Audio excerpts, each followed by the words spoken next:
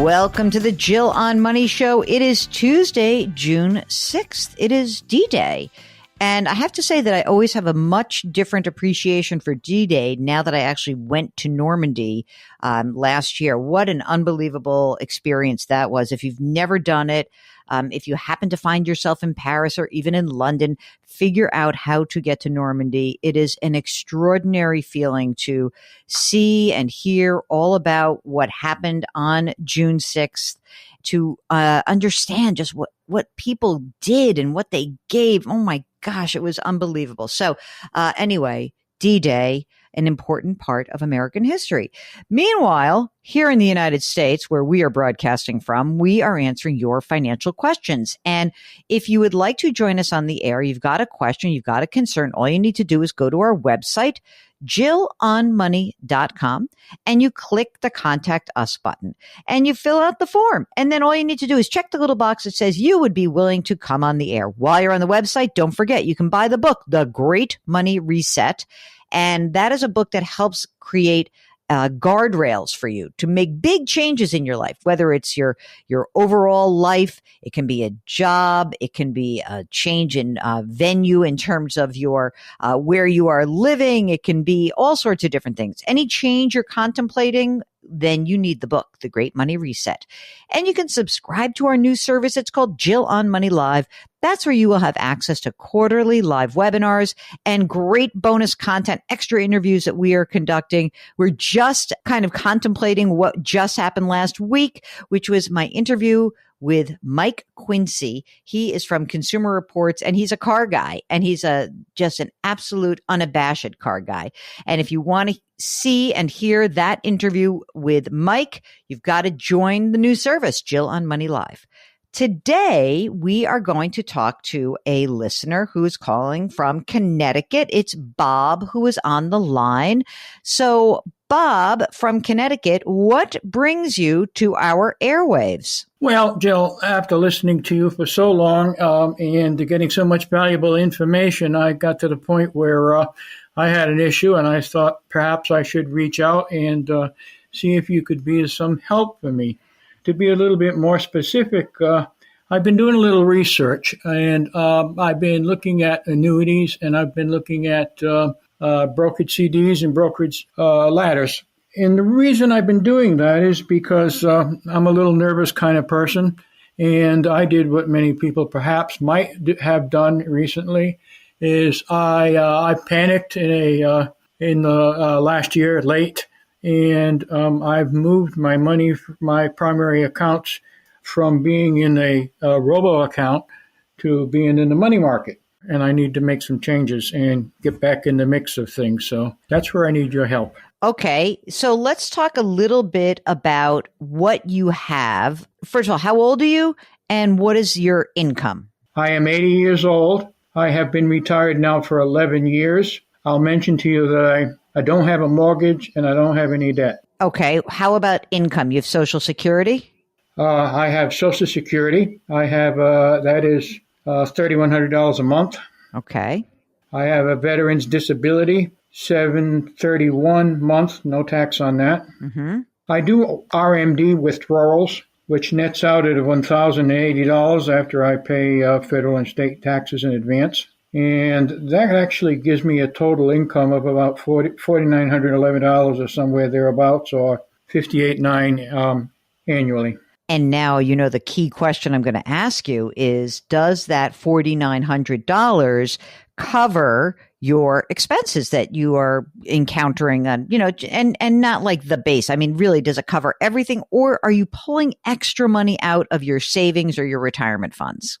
There are times when I pull money out for larger purchases, or I should say emergencies. For instance, 6 trees that are old that have to come down, and I've had to go to my savings to get those things done. I will confess that in the last 8 years, there are times that I've helped family members, grandchildren or whatever, but that's something I'm not doing any longer.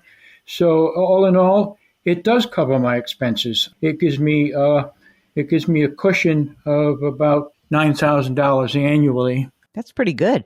So what about the money that you moved into cash? Let's talk about what the assets that you have accumulated. Let's start first with you've got some traditional retirement accounts because you're taking your RMDs. How much is in the traditional retirement accounts? Two traditional IRA accounts, and there is 240,600 there. I have a Fidelity Go account, which is where all my funds were, but that only has $51,000 in it. And is that retirement or is that non-retirement? Totally retirement. All right. What else you got? Tell me more. I have a Roth IRA, which has about 37% of the total value of $52,000 is in company stock and the rest is in bonds. And what about non-retirement? Do you have a brokerage account maybe? I have a brokerage account, and that's $13,000, and that is also company stock. What about a boring savings checking account? Well, let me mention first, I also have a treasury bond for $10,000. I have a high yield savings account with $40,000 in it, and roughly about $9,000 in boring bank checking accounts. Okay, that's great. So the house is paid for, right? You said that? Absolutely. How much would you say it's worth? Maybe $260,000 to $275,000. And you're happy there? You can, be there on your own. Everything's good? Been in this house for 45 years, been remodeled, and it's in the country, and I love it. Oh, that's great. All right. So now we have this situation where you got spooked. And of the roughly, I guess you have around 400 grand that's invested, right? I know you've got some company stock, but I just want to understand the two traditional IRAs. You said 240,000. Is that all in money market accounts right now, not invested?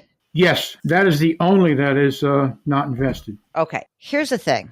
You probably are realizing that you're in very good shape. I don't think you need an annuity at all. In fact, if you want to really keep the risk down, because listen, you're 80 years old, you've done the, in my mind, you've done the hard work. So you've accumulated the assets you need. You can live on your income. Really, the forms of income that you have, forgetting about the required minimum distribution right now, are inflation adjusted. So you should be fine. You never had to take a lot of risk. So if you decided that you really want to try to keep the risk low, I don't think you'd want an annuity. I think what you could do is, I would say of the 240, there's probably some amount of money you would feel comfortable having invested, right? Maybe instead of you've got Fidelity Go account, there's 50 grand that's in there. Maybe we move 40 grand back into that account, take the $200,000 and just buy some laddered CDs with that money and go to sleep at night and don't sweat it. If you feel like you can assume a little bit more risk, you could dip your toe in, but I'm not sure why you would need any more risk. I think that if you went out, let's see if we did a laddered CD portfolio of 200,000, maybe I would only go out, I would do maybe like 5 years, go, 1, 2, 3, 4, 5 with your $200,000. And, maybe as the CDs start to mature, then you could just take your required minimum distribution as a slug when once a year, you can take that out from that distribution and you can decide what you want to do next. But there's always money turning over. So, I think if you had this $200,000 and you had a laddered CD for 5 years and you put that money to work, that's fine. Here's the one thing you can't do. You cannot wait for the market to go back up, blow out of your CDs and say, I want to get back in. You have to take some amount of money that you feel comfortable with, that you just would let go. And again, maybe if you look at the roughly $290,000 in these retirement accounts, between your two traditionals and the Fidelity Go, some amount of that, maybe 30%, maybe 25%, can be invested. And the rest, you just make the decision that instead of being fully invested, you won't be. You'll use your CD, you'll ladder some CDs for the next 5 years and go to sleep at night and don't worry. Can you do that? I can do it. You're a little bit more aggressive than I initially thought, but that doesn't mean I wouldn't be interested to do it. When I was looking for an annuity, I was thinking that, well, I would be good if I had my money in the Fidelity Go account, but I did it $100,000 annuity, which I've done a lot of research. I was never really totally satisfied with it. Yeah, so everything you're saying makes a lot of sense to me. And I don't think that you should go back. I mean, the annuity doesn't solve the problem to me. The core issue is, what amount of money can I invest and not worry about? And if it's, again, if you say, I'll keep the 50,000 in the Go account and maybe add a couple, just like 20 or 30,000, whatever it is, use whatever remains, buy your laddered CDs, and don't worry.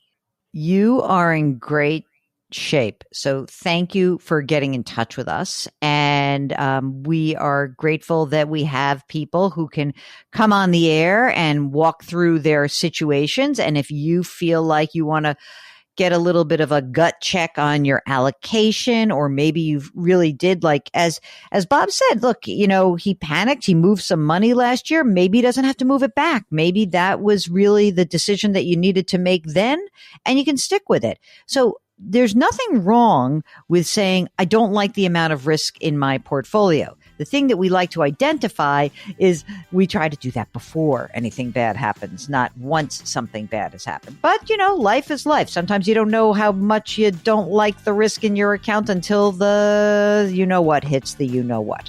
So if you would like to join us on the air and go through this kind of scenario planning with us, just go to JillOnMoney.com, click the Contact Us button, and check the box that says you'll come on the air. Don't forget, you can sign up for our free weekly newsletter at the website at JillOnMoney.com, and you can buy the book, The Great Money Reset.